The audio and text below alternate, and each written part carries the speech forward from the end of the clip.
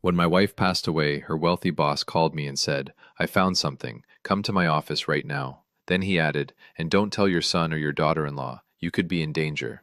When I got there and saw who was standing at the door, I froze. If you're new here, stick around, because this story is going to take you somewhere you don't expect. Drop a comment and tell me where you're watching from. Hit that like button, and if you haven't subscribed yet, now's a good time. Trust me, you're going to want to see how this one ends.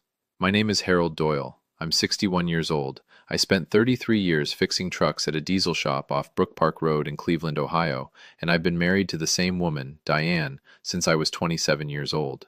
This is her story as much as it's mine, maybe more. The funeral was on a Tuesday, October 14th, at Riverside Funeral Home on Memphis Avenue. It rained that morning, the kind of thin gray rain that doesn't really fall. It just hangs in the air and gets into your coat. I stood at the front of that room in a suit I hadn't worn since our son's wedding, looking at a casket that held the only woman I had ever loved, and I kept waiting for it to feel real. It didn't. Not yet. Diane had died 9 days earlier. The paramedics called it a cardiac event. Sudden, they said.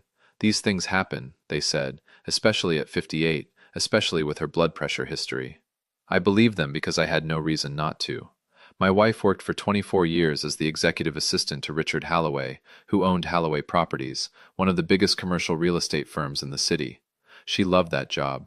She used to say Richard trusted her with things he wouldn't tell his own family, and looking back now, I understand exactly how true that was. About 40 people came to the service, neighbors, a few of Diane's old co-workers, my brother from Akron. My son Kyle sat in the front row next to his wife Vanessa, and I remember thinking how strange it was that neither of them cried. Not once. Vanessa kept checking her phone under the program, and Kyle kept leaning over to whisper something to her, low and quick, like they were coordinating something instead of grieving. At exactly 11:52 in the morning, right in the middle of the pastor's closing words, my phone buzzed in my jacket pocket. I almost didn't answer it. Then I saw the name on the screen, Richard Halloway. I stepped into the hallway, my heart already picking up speed, and when I picked up, his voice was tight and low in a way I had never heard from that man before. Harold, he said, I found something. You need to come to my office right now. To understand why that phone call scared me the way it did, you need to understand who Richard Halloway was. He was not a man who panicked. I'd met him maybe a dozen times over the years, at company picnics, at Diane's retirement dinner plans that never happened because she loved the job too much to leave, and every single time he was calm, polished, the kind of man who owned 3 buildings downtown and still remembered the name of the janitor's kids. Hearing that same man's voice shake on the phone told me something was very wrong. What did you find? I asked him, standing in that quiet hallway with organ music leaking through the door behind me. Not on the phone, he said. Come to my office. And Harold, listen to me carefully. Don't tell your son. Don't tell your daughter-in-law. Not yet. You could be in danger. I want to explain something about my family before I go further, because none of what happens next makes sense without it. Diane and I built a good life on a mechanic's wage and her assistant's salary. Nothing fancy, but we paid off our house on Maple Heights Boulevard, we had a decent retirement account, and we helped our son Kyle whenever he needed it, which over the last few years had become more often than I like to admit. Kyle was 32, married to Vanessa for 6 years, and the two of them had been in and out of money trouble since he lost his sales job back in 2019. They ran a small online business that never quite took off, and over the past year, they'd started coming around more. Sunday dinners turned into Wednesday visits, turned into Vanessa offering, out of nowhere, to help Diane organize her medications and paperwork, since Mom's getting older and needs help staying on top of things. I hadn't thought much of it at the time. Diane hadn't either. Looking back now, that's exactly the problem. The weeks before Diane died, something had changed in her, and I hadn't paid close enough attention. She got tired more easily. She complained about feeling foggy in the mornings, said her heart felt like it skipped sometimes, and her doctor adjusted her blood pressure medication twice, trying to sort it out. Vanessa had started coming by on Tuesdays and Fridays, always with the same excuse, to help sort Mom's pills into the weekly organizer so she wouldn't forget a dose. I remember one Friday in September, I came home early from the shop and found Vanessa alone in our kitchen with Diane's pill organizer open on the counter and Diane napping on the couch in the middle of the afternoon, which she never did. Vanessa smiled at me, said Diane was just tired from her walk, and left 10 minutes later. I didn't think anything of it. My wife trusted her daughter-in-law. I trusted my wife's judgment. 3 days before she died, Diane also asked me if I remembered signing some papers with her at the kitchen table back in July. Something about updating our power of attorney in case anything happened to either of us as we got older. I told her I didn't remember signing anything like that. She frowned, said Kyle had mentioned bringing something like that by for us to look at, and she must have just forgotten. We let it go. We had no reason not to. On the morning she died, a Sunday, I was out getting gas at the Marathon station on Ridge Road. Diane called Kyle first because I wasn't answering, and by the time I got home 11 minutes later, the paramedics were already loading her into the ambulance. She was gone before we even reached Metro Health. Cardiac arrest, they told me. Sudden, unexpected. Nobody asked a single question beyond that, and honestly, in my grief, neither did I. The day of the funeral, standing in that hallway with Richard Halloway's voice shaking in my ear, all of it came rushing back at once. The pill organizer, the paperwork I never signed, the way Kyle and Vanessa had been circling my wife for months like they were waiting on something. "Richard, tell me what's going on," I said, keeping my voice down so it wouldn't carry back into the service. "I can't explain it over the phone, Harold. Diane left something with me, a letter and a drive. She gave it to me 3 weeks ago and told me only to open it if something happened to her. And Harold, I opened it this morning after I heard the news, and what's on it, I need you to see it with your own eyes. Come straight here. Don't stop at home first. And whatever you do, don't mention this call to Kyle or Vanessa." My hands were shaking by the time I hung up. I went back into the service, sat through the final 20 minutes without hearing a single word of it, and when the pastor finished and people started filing out toward the burial site, I told Kyle I had some paperwork from Diane's insurance company I needed to sort out that afternoon, and that I'd meet everyone back at the house afterward for the gathering.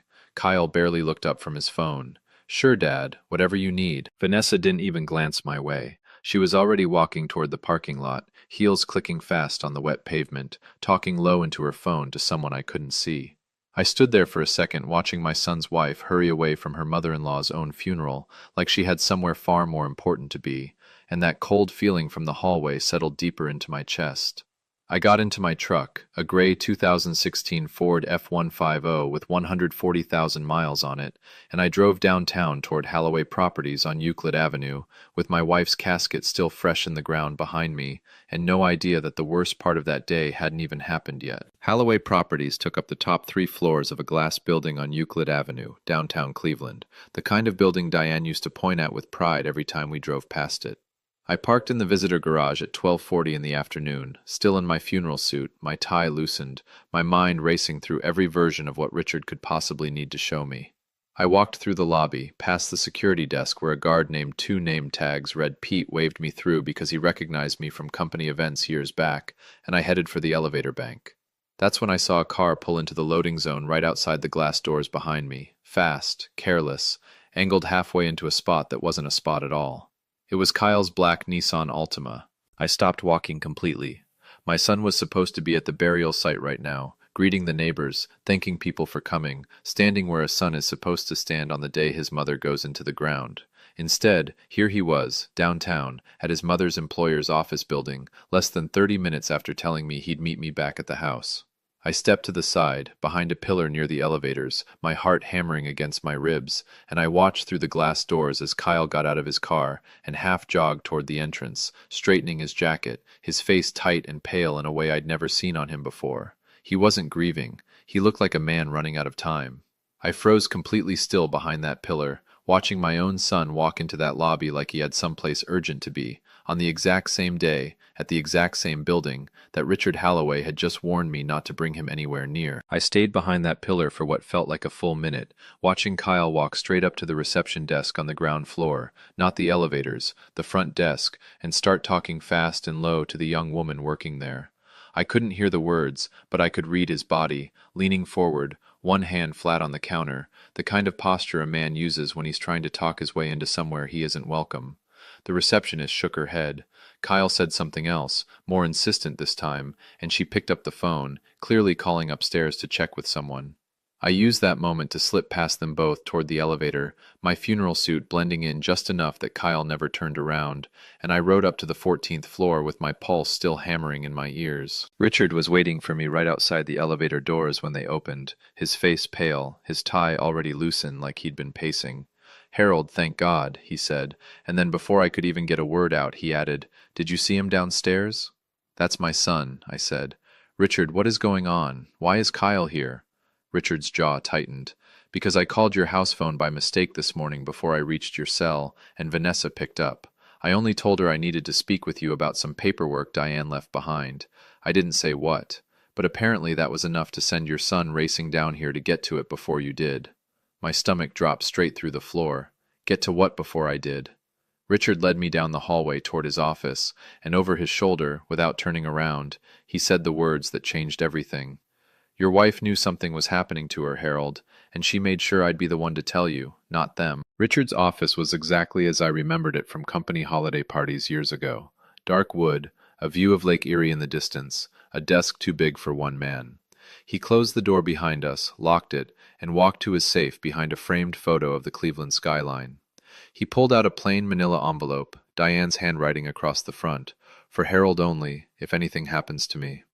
She brought this to me 3 weeks ago, Richard said, sitting down across from me instead of behind his desk, which told me something about how seriously he was treating this. She said she didn't trust bringing it home, said if anything happened to her, I was to give it to you, and only you, in person, and to warn you to be careful about who you told. My hand shook opening it. Inside was a single folded letter in Diane's handwriting, and a small flash drive taped to the back of it. I read the letter right there in his office.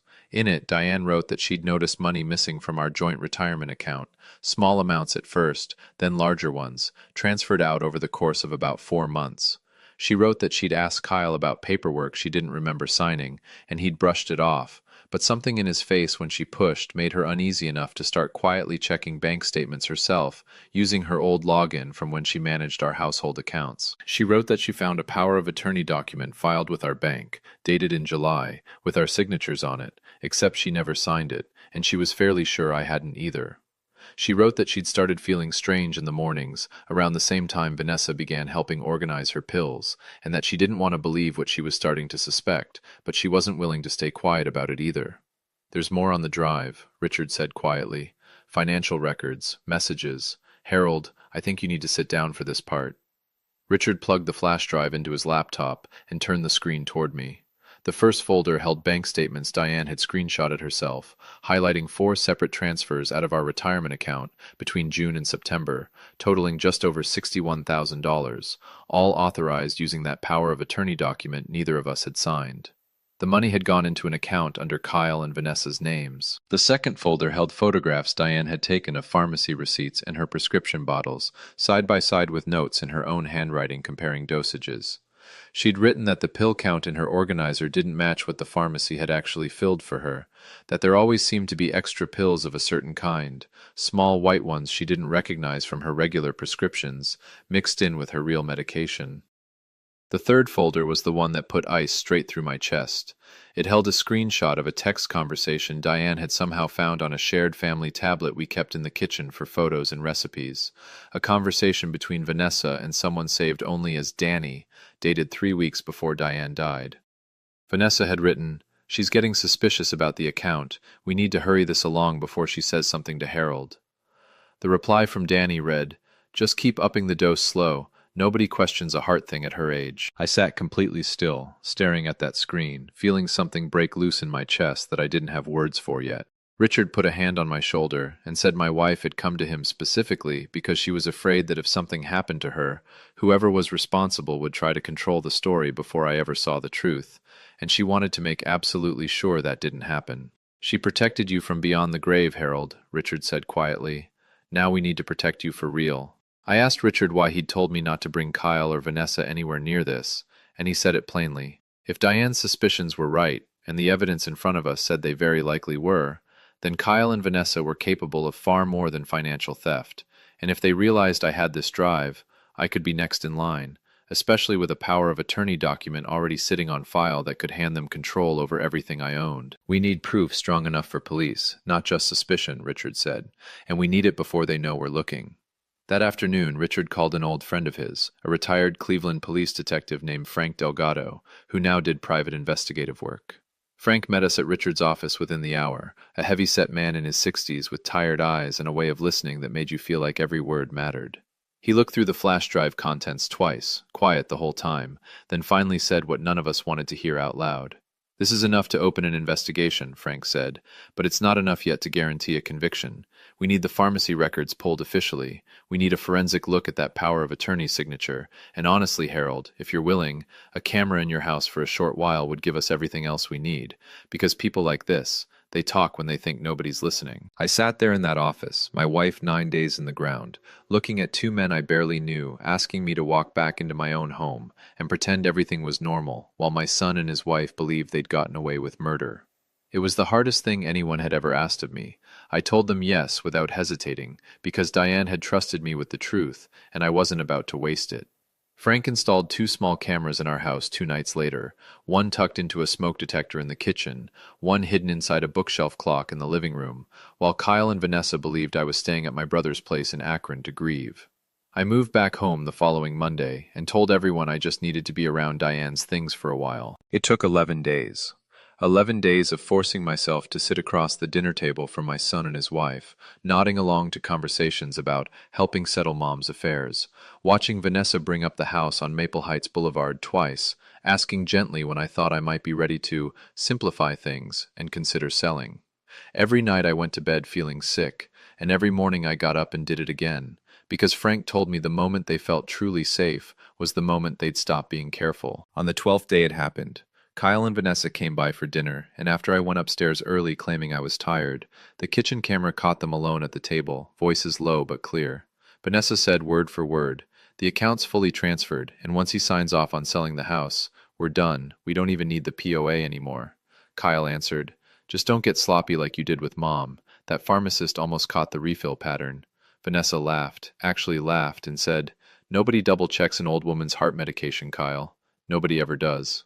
Frank had that footage in an evidence file within the hour, combined with the pharmacy records his contact had pulled, showing an unexplained early refill pattern on a medication that could dangerously affect heart rhythm at high doses, and a forensic handwriting analysis confirming the power of attorney signatures were forged.